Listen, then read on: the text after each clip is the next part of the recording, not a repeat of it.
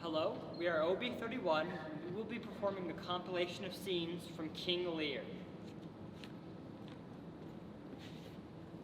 Sir, I love you more than words can wield. I am made of that self-same metal as my sister. Nothing, my lord. Nothing. Nothing. Nothing will come of nothing. Speak again. Unhappy that I am, I cannot heave my heart into my mouth.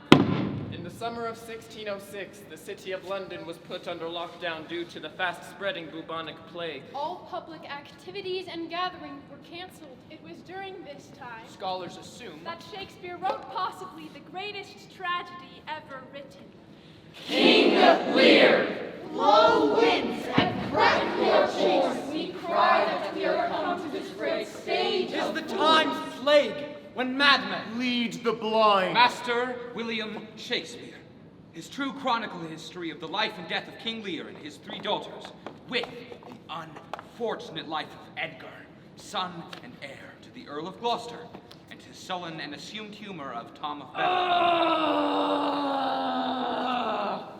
his true chronicle history of the life and death of King Lear and his three daughters. The jewels of our father with washed eyes Cordelia leaves you. I know you as you are, and like a sister am most loath to call your faults as they are named. Sister, it is not a little I have to say, but most nearly appertains to us both. We shall further With think. the unfortunate life of Edgar, son and heir to the Earl of Gloucester. Is not this your son, my lord? His breeding, sir, hath been at my charge. It was his mother fair. There was good sport at his making, and the whoreson must be acknowledged. But I have, sir, a son by order of law, some year elder than this. Wherefore should I permit the curiosity of nations deprive me? For that I'm some 12 or 14 moonshines lag of a brother. Why brand they us with base? Credulous father and a brother noble, whose nature is so far from doing harms that he suspects none. Well then, legitimate Edgar, I must have your land. Edmund, how now? What news? So please, your lordship, none. Why so earnestly seek you to put up that letter? It is a letter from my brother that I have not all read. Give me the letter, sir. Fine word, legitimate. Well then, my legitimate, if this letter speed and my invention thrive, Edmund the base shall top the legitimate. How now, brother Edmund? Serious contemplation. When saw you my father last? Why, the night gone by.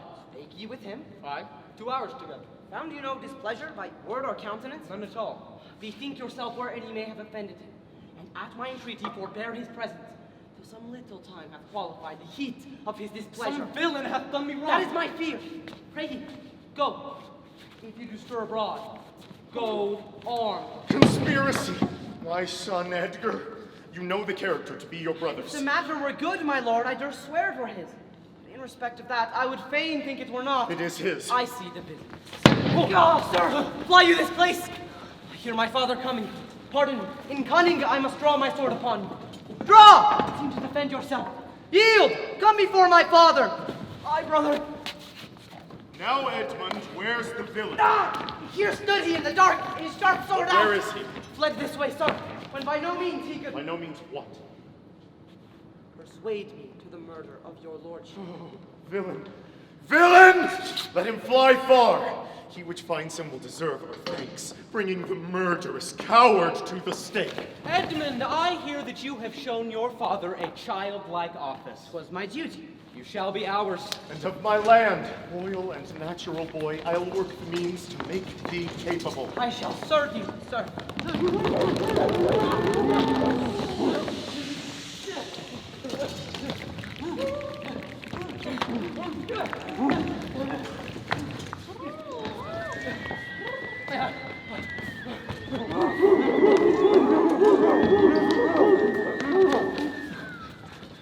I heard myself proclaimed, and by the happy hollow of a tree, escaped the hunt.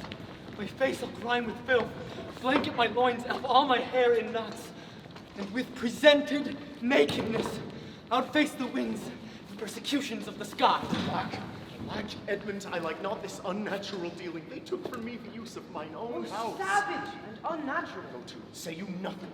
I have received a letter this night. It is dangerous to be spoken. Edmund, pray you, be careful. This courtesy forbids thee. Shall the Duke instantly know? This seems a fair deserving, and must draw me that which my father loses. Take the basest and most poorish shape that ever Penry, in contempt of man, brought near to beast. No less than all. The younger rises when the old doth fall. Seek out the villain Gloucester. Hang him instantly! Pluck out his eyes. Leave him to my displeasure. Edmund, keep you our sister company. What mean your graces? Find him, I say! Come, sir. What letters have thou late from Be friends? simple answered, for we know the truth. And what confederacy have you with the traitors? I have a letter guessingly set down, which came from one that's of a neutral heart. Cunning. And false. Fellows, hold the chair.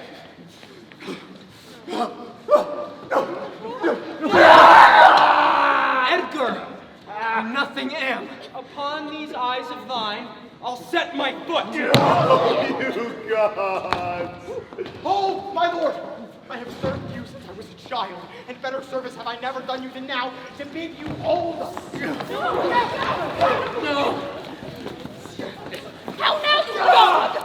A peasant stand up fast!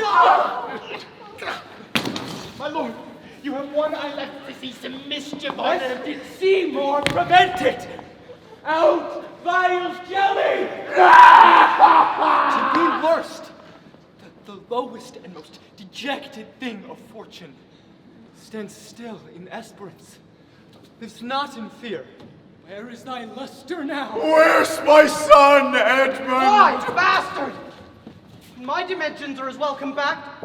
My mind is generous, and my shape as true as honest madam's issue. Welcome, my lord. Now, sweet lord. To both these sisters have I sworn my love, each jealous of the other, as the stung are of the adder. I marvel our mild husband not met us on the way. I know your lady does not love her husband. Which of them shall I take? Both. This kiss, if it durst speak, would stretch thy spirits up into the air.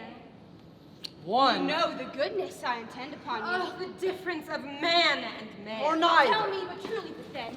Speak the truth. Do you not love my I sister? had rather lose the battle than that I sister never should shall lose in Neither can be enjoyed if both remain alive. Welcome then, thou unsubstantial heir that I embrace. The wretch thou hast flown unto the worst owes nothing to thy blasts. When we, our betters, bearing our woes, Scarcely think our miseries our foes, My father, who alone suffers most i' the mind. leaving free things and happy shows behind. how light and portable my pain seems now. As flies to wanton boys are we to the gods. They kill us for their sport. Who can say I am at the worst? I am worse than e'er I was, and worse I may be yet. The worst is not, so long as we can say this is the worst. List a brief tale, and when 'tis told, That my heart would burst. his bloody proclamation to escape taught him to shift into a madman's rags, and in this habit met he his father with his bleeding rings, their precious stones new lost. Became his guide. Led him. Begged for him.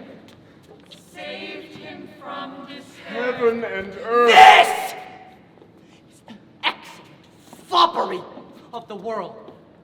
When we are sick in fortune, often the servant of our own behavior, we make guilty of our disasters. The sun, the moon, and the stars, as if we were villains by necessity, and all that we are evil in by a divine thrusting on. Oh, gods. Gods! Stand up for bastards! Why brand they us with base? With baseness? Bastardy? Base! My name is Edgar, and thy father's son. I'm no less in blood than thou art, Edmund. The gods are just, and of our pleasant vices make instruments to plague us. Thou hast spoken right. 'Tis true. To wait this sad time we must obey. Oh, the wheel is come full circle! Speak what we feel, not what we ought to say. His true chronicle history of the life and death of King Lear, with the unfortunate life of Edgar, son and heir to the Earl of Gloucester. We are not the first who with best meaning have incurred the worst. The oldest hath borne most.